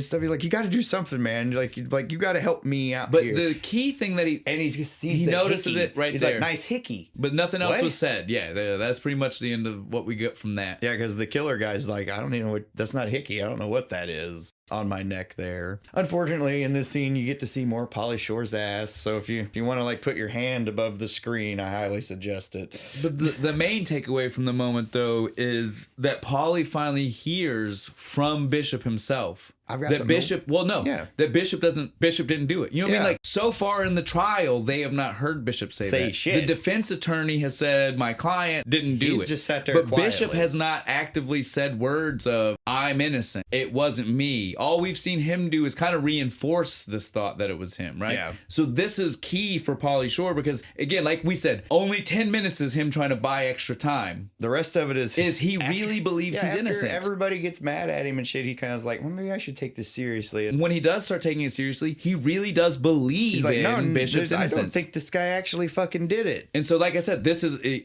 that transition moment. This is that moment where he now is no longer stalling. Yeah. Don't get me wrong. He's still has it nice. He's still in a nicer place. He's still in the nicest penthouse. But that is not his motivation. Yeah. His motivation is now that he believes this man is kill innocent. This guy, right? Right. But yeah. So now we get some more of the court stuff where we see the weights. Right now. Yeah. He goes in he gets everybody to listen to him because he starts talking shit about one dude's girl. Well, she's so hot. Everybody still didn't want him to talk. Yeah, you're right. And so to get everybody to at least be willing to listen to him again, first thing he does is he asks the dude about his girl, and then he's like, maybe I should take her out. I'll bang the shit out of her. Something crazy. So he jumps him, starts choking him, and says, I'll kill you. And then he calls the cop in. And so like, Tommy calls, arrest this guy. He said he was going to kill me. It's just a turn of phrase. And in fact, while you're at it, go arrest that guy over there. He said he killed to get those tickets. Those Laker tickets, he killed for those. Which he might have. That's a second set of Laker tickets. He had like 3 or 4. I don't know where these tickets keep coming from. He had a pile of them when he was shredding them. Huge pile. Printing counterfeit counterfeit No, Lakers tickets. He's got season tickets. Season pass. That's what it is. Yeah, that's probably what it is. The only thing they have definitive evidence from so far Is silly hat witnesses saying he said things this. like this. Tommy's like, look, we're sitting here and we're all supposed to be reasonable people, and you guys are still saying it, and you're going to tell me you don't believe a man working a shitty fast food job might be fed up enough? Well, he seems like the type. Why? Because he looks different. Proves doesn't the point.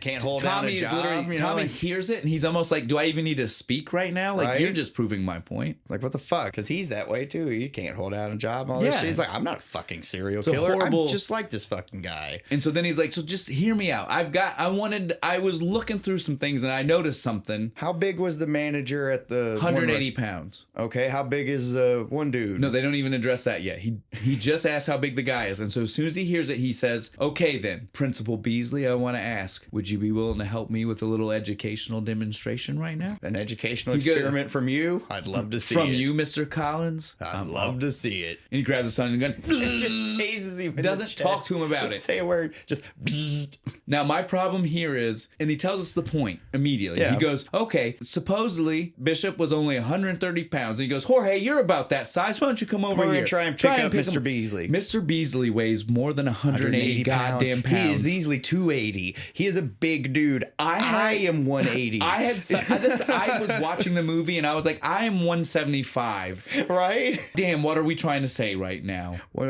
guy 130 can easily pick up a guy 280. Maybe they just fucked it up. I think they flubbed the numbers and they just had to go with it, right? Like they are so wrong. There's only 50 pounds difference. Of course he could pick that guy up. I was like, okay, whatever. Whatever, it's fine. The real thing we're supposed to take away is that Beasley was the size of the other manager. Yeah. And that Jorge is a rough estimate for the guy. And Jorge could not lift him up. You're like, oh, I'm gonna give myself a hernia, damn. Proving that at least one of the 7 could not have been perpetuated by Bishop. And again, if you believe that maybe he didn't do one of the 7, then you can believe maybe he didn't do any of them. So he has finally gotten to... We've gotten reasonable doubt. That's right. We have finally gotten to our reasonable doubt. And everybody agreed. Everybody's like, man. Except Tucci. Well, and we know why. But he's still the holdout. There. He's still the holdout. Like, well, again, everybody's still not even saying they believe that he's innocent. But everybody is at least on board of saying we shouldn't say guilty, right? They're definitely on board of we're not jumping to the guilty train anymore. Yeah. All right, we'll listen to you. There's obviously something else going on. And then we have the bus ride home. But so, they just happen to be driving past a weird poster for the newspaper? Yeah. Because it's like a it's like a newspaper ad, but it's a poster. It's weird, but so it's got Bishop on it, and he yells for the bailiff. The bailiff, we figured out. Yeah. To stop the bus so that way he can look at it. He goes, look, guys, look, right here. It's literally everything we need. And he's not joking. Everything they need. It's right there. Everything they need. Because there's a picture of him when he was working at the fast food place. He goes, I want you guys to look right now. You know, we've already said there's no way he could have picked up the one guy. He goes, and then what's the one thing we know all of those guys had in common? They were all hit with a stun gun. And so it's reasonable to believe that if everybody else was hit with a stun gun and Bishop says he was also attacked by the killer, that he should have one, right? Yeah. Everybody, even Tucci or Frank. We can say Frank now. We should have been saying Frank. We love you, Stanley, but we got to call you Frank. Well, and we're almost to the end, and you'll understand why we also didn't want to call him Frank. Yeah. There was a reason. But so Tucci is even starting to be like, okay, well, I mean, that's fair. What you said is fair. Yeah, right? but he wouldn't have him before when he was late, and he's like, he doesn't look. He goes, well, exactly, same picture. So he shows him the stun gun marks. And well, at first, before we even get to he wouldn't have had them before, he says, how do we even know those are stun gun marks? And so then he goes, aha, easy. Beasley, come here. Rips his shirt open. Fucking, he goes, the same marks. I would say those are the same. Remember the other day when I shocked the shit out of him? Wouldn't you say those are the same? And everybody's like, mm-hmm. But then that's when he goes, but what about before? I mean, how do we know we didn't have him before? And literally, same picture. He goes, right here, you can see this is when he was working the other job. I would say there's no marks. He looks at me, he goes, I would say that looks awfully clean. He even goes up and like wipes on it to see if it's like painted over. And so Tucci finally has to agree. All right, not guilty. He's right. He doesn't say not guilty. He say Tommy's right. Yeah, that's what he says. Exactly. We're back off to the. Yeah, we're gonna have a little party, right? We have a party. We're celebrating because we know that the next time we're back in the courtroom, we're gonna go. Not guilty, and the man's gonna walk. Hell yeah! A little bit of a dance. It's not a very long party. It's not, because everything goes to shit. It does, like almost immediately. Monica finds Peanut finds Peanut. Period. Yeah. Follows Peanut to the penthouse. And it's like, huh. And also on top of that, Bailiff is following Monica. And so everybody stumbles into the penthouse and the jig's up. And it's so sad because he had his bag packed. Like he was literally he was gonna go stay. He was for the last night. He was gonna be back with everybody else. He was getting his shit and he was gonna go back and like put it back in his room where him and Beasley were sharing. He learned his lesson. 5 more minutes. That's all the man needed was 5 more fucking minutes. But he didn't get it. Cut to the court and the judge is super pissed. He's like, we got to throw this out because we found out one of the jurors was getting undue special treatment or something. Could have been swaying his opinion. Could have been jury tampering. Right? We don't know. Could have been swaying his opinion on things. Mistrial. Throw it out. Tucci gets what he wants. He does. Because all he wanted was to still be able to keep his man and pin it on him. Means he's got to try to do some more. Yeah. And pin it even on him more. Pin it on him even more. Tommy's got to go back to his old life. He's just back home at mom and Jed.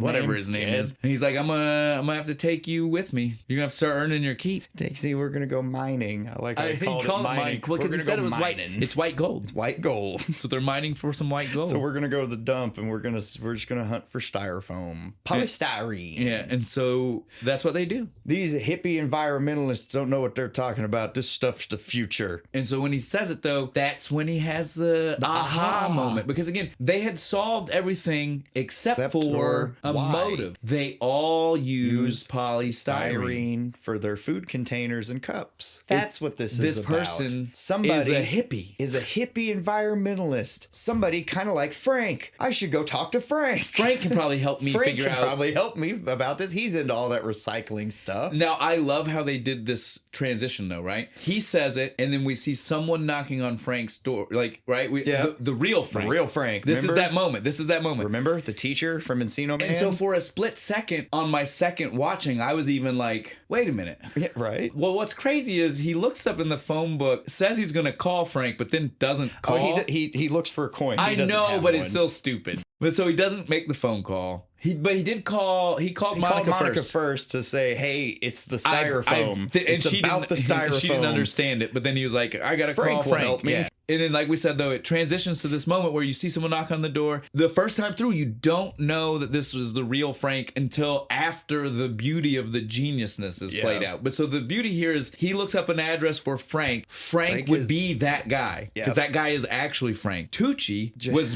playing Frank. Was fake Frank. Again, we couldn't even call him that. He's not even real Frank. He's fake Frank. We couldn't even say that while we were going through the movie because if we say that, you already again, you would have known. That's why we called him Tucci. We were trying to keep this safe for as long as we could. Right. Why we kept calling him Tucci. The beauty here is though that like on your second watch, you get how great that little moment is because he looks up Frank and then we see Frank answer the door just to find out that it wasn't Tommy. Yep. It's genius, dude. Stanley Tucci standing there and shocks him. Well, before he could shock him, Frank even says, like, dude, "Oh, hey man, thanks for getting me out of jury duty. That was awesome. Hawaii was awesome. Look at my tan, right? And then anytime you want to do this again, let me know." Now, this is a point where me and Bo had a little bit of contention before because did he die or did he not die? I don't know. Did he kill him with the stun gun? They are not clear about it at all. Well, we weren't real sure, but again, we very rarely talk about anything before we start. We had a small conversation about this aspect of it, and I wasn't positive until we started, guys, and you heard me. I made a point to tell you all that the woman says the main weapon that he killed people with was the stun gun, implying that that's how he killed them. Yep, Frank's dead, guys. So Frank died. The real Frank. The real Frank. Poor Frank. At least he got to go to Hawaii. Do we ever find out Tucci's? He's just fake Frank, right? He's just fake Frank. We don't know his real name, right? I think Billy. He calls himself Billy later on. But that might have been bullshit. Now exactly. So we'll just keep with Tucci or fake Frank. Tucci or fake Frank. He attacks him, and then of course, beautiful comedy of errors. The same night he shows up to tie up his loose ends with Frank. Yep. Tommy shows up. Although I guess it works really well because Frank was there. The man he thought to see Frank was there. So it worked out great. He's like, "Oh, good, you are here." He's like inside. And he's like, "Man, we gotta go talk to Monica because it's the styrofoam. I'm telling you, I've got it figured out." Like, they're a guy like you. Tucci's fucking like just like trying to keep. He's trying to maneuver him away from the body. But on top of it, he's also kind of shocked because he is right. He is right. Like he did actually figure me out, but he doesn't know it's me. And then he trips on the shoes, the feet.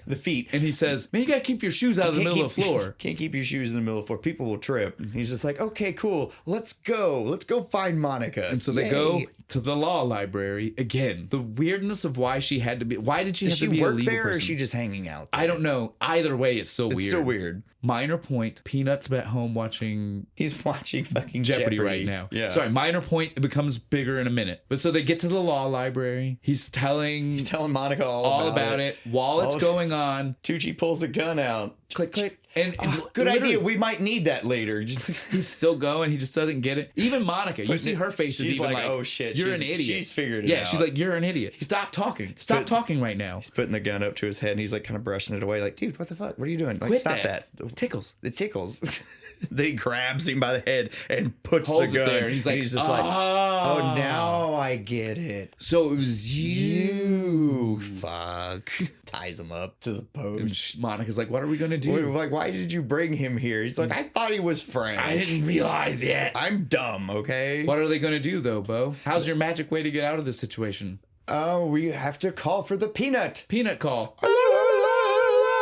But again, way worse than what we just did. Because we were able to do it better than Pauly Shore could at this point. At this. He's again, like I said, he's lost the ability to do the She weasel. just looks at him and goes, "Really? That was your backup plan?" And he's just then we see, just wait, and he does. Peanut treks it. Peanut treks it. And he gets into the building in record time. I don't know how far away this was supposed to be. The dog can read. He looks at the door and it says automatic door, and he does a little flip and gets the sensor to pick him up. I'm like, so the dog can read. This is the smartest dog in the world. It's those scientific studies. It was all those lab tests. But so Peanut then makes it just in time because he's got that wicked knife, fucking knife. That's not practical, but wicked cool all, looking, but really cool looking. Somebody was like, "What's the weirdest thing we can do with a knife? Let's make a knife with a cage handle." And Peanut knocks over the fucking. He gets his bites his hand, so he drops the knife.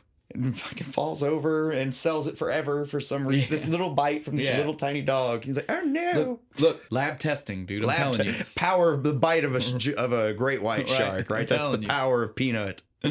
He does cut right through those ropes. I'm telling you. He does. He gets right through them. All of the shelves, the bookshelves fall over. Get knocked over. Because again, you got to have, if you're in a library, you need a scene like that, right? The guard woke up and was trying to come in and help. And the fucking comedy of errors. Perfect timing. As soon as he walked through the bookshelves, smash.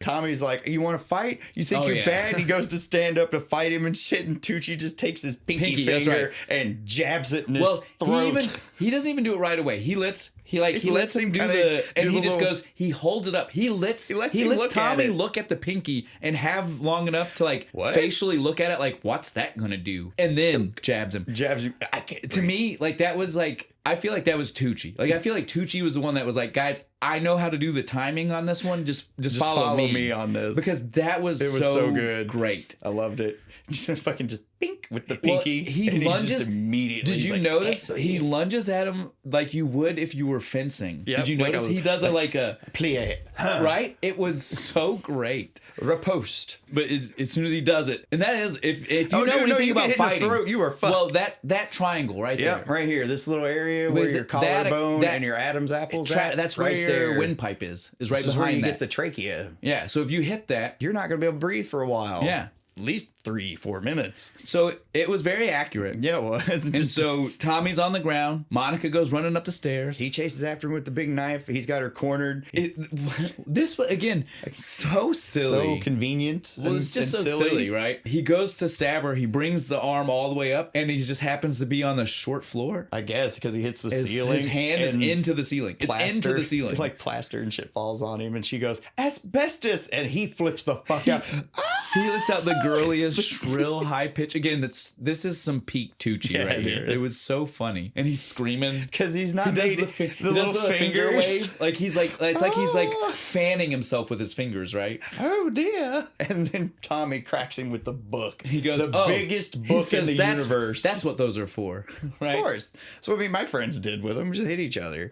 I love that. That's what his answer was. That's what those are for. Guys, that's pretty much we'd love to tell you that that's where the movie stopped. Yep, that's it. It's the end. We're done, right? But like we already know. Please? We got to tell them. We know it's stupid. Okay. Well, okay. One thing that's not. Oh, well, it's the really very stupid. next scene isn't stupid. It's really stupid, but I loved it. Yeah. They get Good married. Stupid. Yeah, they get married, right? Yeah. They're like, at the court. He gets awarded his $5. He gets an extra $5 for his bravery for a day of saving her. for your heroic finding him. heroism. Although I feel like he should have gotten a check because I feel like the first check he probably never got because they were like, you broke the rules. So I feel like they should have reinstated him for. This is why I told you I felt like $5 was stupid. It is. It's because it should have been all of the money because there's no way they were giving him a check if they thought they kicked him out. Right? Yeah. You're not getting paid your per diem. I feel like they should have honored the previous per diem. So we should have seen him getting like a $500 check. Yep. Should have. To me, it would have been funnier. It really would, but the fact that it's just a giant check for $5. Yeah. And they get married, they kiss, happy ending. Peanut goes to Jeopardy. Yep. That scene, dumb, I love. Next scene, dumb, I hate. Yeah, the next scene is really dumb because it fades out. He's like telling the judge, he's like, you inspired me to do what I really want to do. Go to law school. And he's like sits and he's got the judge hat, he's wearing the curls. He's wearing the like 15th, parliamentary 15th wig. Century, Yeah, parliamentary wig. Yeah, that's what it's called. And he's a stripper again. Again, like I said, the only reason these are in the movie is because it was just hip and cool in 95, 90s, right? Yeah. Like mid-90s, they were just like, oh, Strippers stripping's are becoming acceptable. Very strange. But nobody wants to watch Pauly Shore do this shit. No, we just had to close out one more time. That's what Get all Monica there for. up there. I'll watch that. I don't want to see Pauly Shore do this anymore. But that's the movie, guys. Yeah, it's over. We get to no. There's no credit scene. No, thank God. Well, no one last shot of Pauly Shore's ass. No, the credit scene would have been the Peanut on Jeopardy, right? Yeah, that's it. But they just did it beforehand. Yeah, because like modern day movies, that would have been the credit scene. Like like they would have put that at the end. Peanut on Jeopardy, he had like a score of like 100,000. No, he was fucking like a huge score. He's a genius. He's a genius dog. We love Pauly Shore here. Yeah, we love Pauly Shore. There's a reason why we keep doing it. There's a reason why we're gonna keep doing it. They're fun movies. They're dumb, fun movies. They're the best. Sometimes that's what you need. You don't always have to have like the serious blockbuster bullshit. Just give me something stupid that'll kill an hour and a half. And that's what we got. Why here. we like movies. It can be all of them. Yeah. I love all of them. Yeah, all of them. I love a serious. I love a dumb romp. I love it all. Right. All right. Well, again, that's all we needed to say about that. But what about this beer, man? I like it. I could tell it grew on you. With the first couple The first sips. drink, I was like, whoa, that's hoppy. I know, yeah. You're not a big hops person. But after like you get, I don't know, halfway through it, it's that's pretty after the hop dies down. After the hop dies down, let the fizz die because it's got a big head. Let its head shrink so it's not so full of its fucking self. Then you can drink it. But it's pretty good. Yeah. Again, even the grapefruitiness, because I know you don't really care for that either. No, but it even gets subtle. like in the background. Like it's subtle. It gets subtler. When the hoppy is still there, like those bubbles, like bring it. That's my suggestion. Right, straight to the foreground. Let it breathe like you would have wanted. Once some of the hoppiness is gone, like even that is like a little bit more faint, a little bit more subtle. It's good. Let it sit for 5 minutes before you start drinking it. Let the bubbles kind of go away. I think the main thing that we got left in is what are we gonna be drinking next week, man? Next week, man, we're gonna do Dissolvers. The hustle is dead. All right, and now I know this is like a joint thing too. Yeah, there's right? something about a collaboration with somebody another else. brewery. Guys, don't come at us. You know when we post it and you can see it, you'll see all of the stuff about it. The hustle is dead. That's your clue right there. Make your guesses on Facebook and everything. You guys know how to play this game. All right. So they're serving tuna salad in the kitchen. You want to go get some?